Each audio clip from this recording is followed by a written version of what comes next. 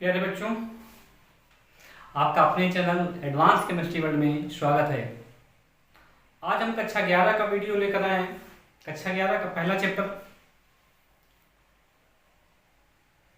रसायन विज्ञान की मूल धारणाएं, उसका दूसरा पार्ट है। पहला पार्ट पढ़ा चुके हैं।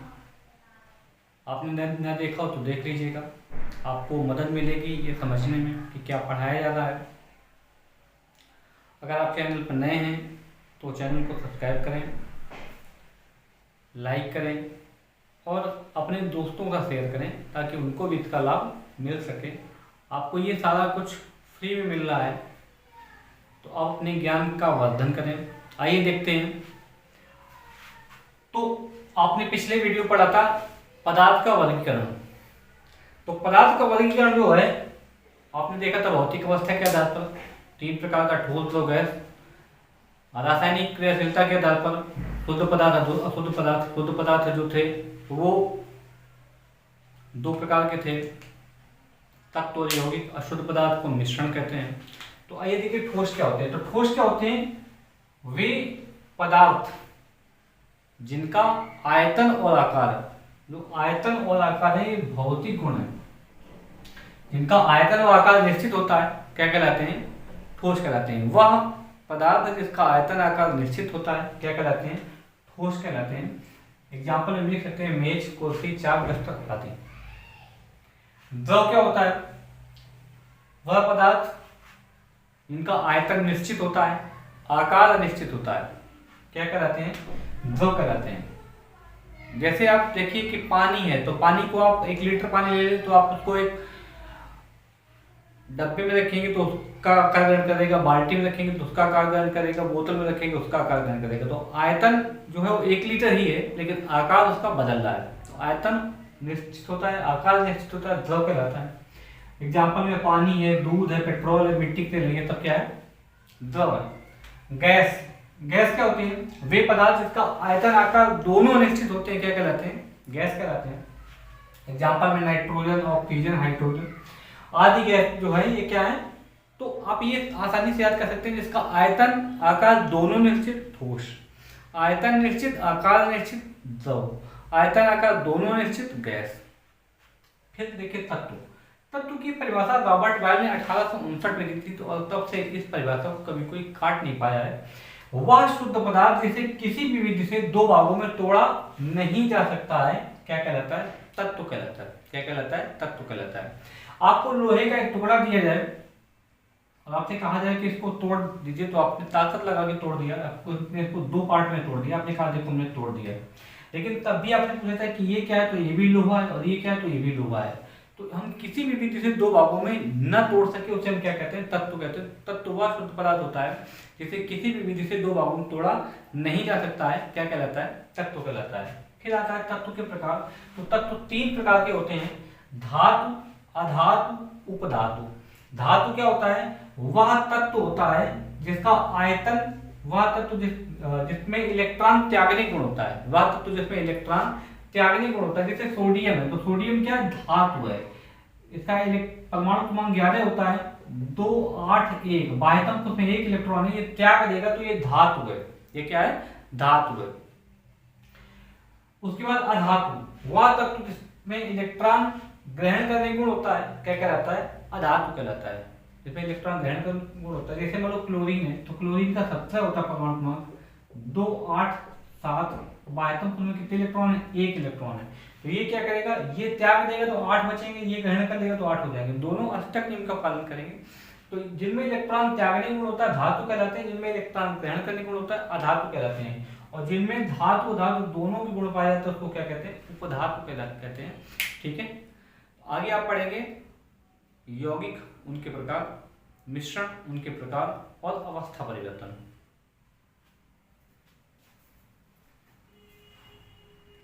अगला टॉपिक है यौगिक। यौगिक क्या होता है? वह शुद्ध पदार्थ है या वह पदार्थ जिसमें 2 या 2 से अधिक तत्व निश्चित अनुपात में मिले होते हैं, क्या कहलाता है? यौगिक कहलाता है। ठीक है, वह शुद्ध पदार्थ जिसमें 2 या 2 से अधिक तत्व निश्चित अनुपात में, ध्यान देने वाली बात क्या है? निश्चित अनुपात में मिले होते हैं। उपस्थित होते हैं क्या कहलाते हैं, यौगिक कहलाते हैं। जैसे H2O है जल, तो इसमें H और O का अनुपात जो है वो 2:1 है। कितना है? 2:1। अमोनिया में N और H का अनुपात जो है, नाइट्रोजन हाइड्रोजन का अनुपात क्या है? तो 1:3। तो ये निश्चित अनुपात है। ये क्या है? निश्चित अनुपात है। तो वे शुद्ध पदार्थ जिसमें 2 या 2 से अधिक तत्व निश्चित अनुपात में मिले होते हैं क्या कहलाते हैं? यौगिक कहलाते हैं। यौगिक दो प्रकार के होते हैं, अकार्बनिक यौगिक और कार्बनिक यौगिक। अकार्बनिक यौगिक क्या होता है कि वे यौगिक जिनमें कार्बन के अलावा अन्य तत्वों की अधिकता होती है।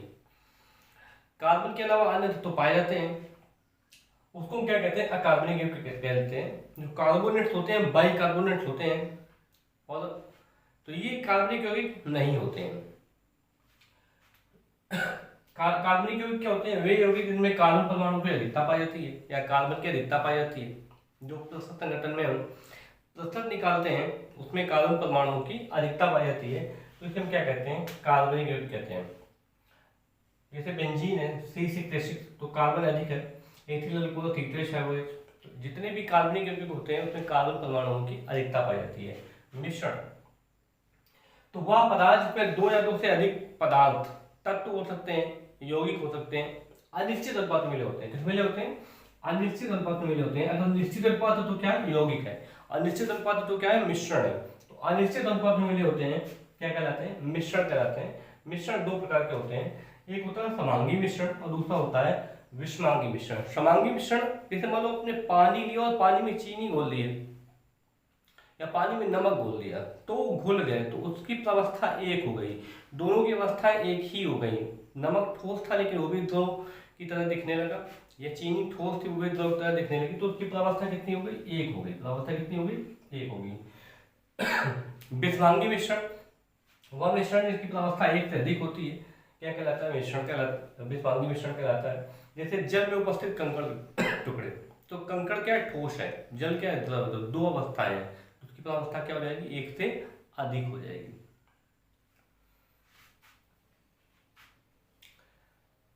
अवस्था परिवर्तन, अवस्था परिवर्तन क्या होता है कि अवस्था में परिवर्तन, जब किसी पदार्थ के ताप को हम बढ़ाते हैं या परिवर्तित करते हैं तो उसके अवस्था में, उसकी भौतिक अवस्था में परिवर्तन हो जाता है। इसे हम क्या कहते हैं? अवस्था परिवर्तन कहते हैं। क्या कहते हैं? अवस्था परिवर्तन कहते हैं। ठीक है, जैसे आप बर्फ है, बर्फ ठोस होता है, इसको अगर आप धूप में रख दें या ताप बढ़ा दें तो क्या हो जाएगा? पानी बन जाएगा, और पानी को अत्यधिक गर्म कर दें तो क्या बन जाएगा? भाप बन जाएगी। तो ये क्या है? अवस्था परिवर्तन है। तो जब किसी पदार्थ के ताप में परिवर्तन किया जाता है, ताप में परिवर्तन किया जाता है तो उसकी भौतिक अवस्था में परिवर्तन हो जाता है। इसे क्या कहते हैं? अवस्था परिवर्तन कहते हैं। कितनी अवस्था परिवर्तन होते हैं? 5 अवस्था परिवर्तन होते हैं। जब हम ठोस का ताप बढ़ाएंगे, ठोस का ताप क्या करेंगे? बढ़ाएंगे। डेल्टा प्लस डेल्टा साइन ताप बढ़ाने का मतलब है। तो जब ताप बढ़ाएंगे तो क्या बनेगा? द्रव बनेगा। द्रव का ताप बढ़ाएंगे तो क्या बनेगा? गैस बनेगा। गैस के ताप को कम करेंगे तो क्या बनेगा? द्रव बनेगा।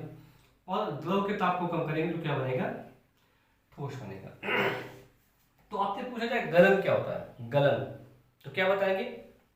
जब किसी ठोस को ताप बढ़ाते हैं तो ये द्रव में बदल जाता है, इसे क्या कहते हैं? गलन कहते हैं। वाष्पन क्या होता है? जब किसी द्रव के ताप में परिवर्तन करते हैं, ताप बढ़ाते हैं तो क्या बन जाता है? गैस बन जाता है, इसे क्या कहते हैं? वाष्पन कहते हैं। जब किसी गैस के ताप को कम करते हैं तो ये द्रव बदल जाता है, इसे क्या कहते हैं? संघनन कहते हैं। और जब किसी द्रव के ताप को कम करते हैं तो ये ठोस परिवर्तन होता है, इसे क्या कहते हैं? हिमीकरण कहते हैं। एक परिवर्तन और होता है कि जब ठोस सीधे गैस में बदल जाता है। जैसे आप कपूर को गर्म करें तो द्रव ठोस से द्रव में नहीं बदलेगा, सीधे गैस में बदलेगा। अमोनियम क्लोराइड सीधे गैस में बदलता है, तो इसको हम क्या कहते हैं? ऊर्ध्वपातन कहते हैं। कि जब किसी ठोस को गर्म करने पर वो द्रव में ना बदलकर सीधे गैस में बदल जाएगा तो उसे क्या कहते हैं? ऊर्ध्वपातन कहते हैं। आपको उम्मीद करते हैं कि आपको ये जो टॉपिक है वो समझ में आया होगा। आप अधिक से अधिक ये शेयर कीजिए, चैनल को शेयर कीजिए, और अगर आप चैनल पर नए हैं तो सब्सक्राइब कीजिए, लाइक कीजिए। आपके लाइक करने से हमें मोटिवेशन मिलता है। तो हम और ज़्यादा इनर्जेटिक तरीके से वीडियो बनाने की कोशिश करते हैं। आपको पूरा जो है सिलेबस, कक्षा 11 का सिलेबस आपका उपलब्ध रहेगा यूट्यूब पे, फ्री ऑफ कास्ट उपलब्ध रहेगा। बस आप चैनल को सब्सक्राइब करते रहिए, सब्सक्राइबर बढ़ाते रहिए और लाइक करते रहिए, वीडियो को लाइक करते रहिए। जितना ज़्यादा आप लाइक करेंगे, जितना ज़्यादा फॉरवर्ड करेंगे वीडियो को, जितना ज़्यादा व्यूज आएंगे, उतने ही मोटिवेशन मिलेगा।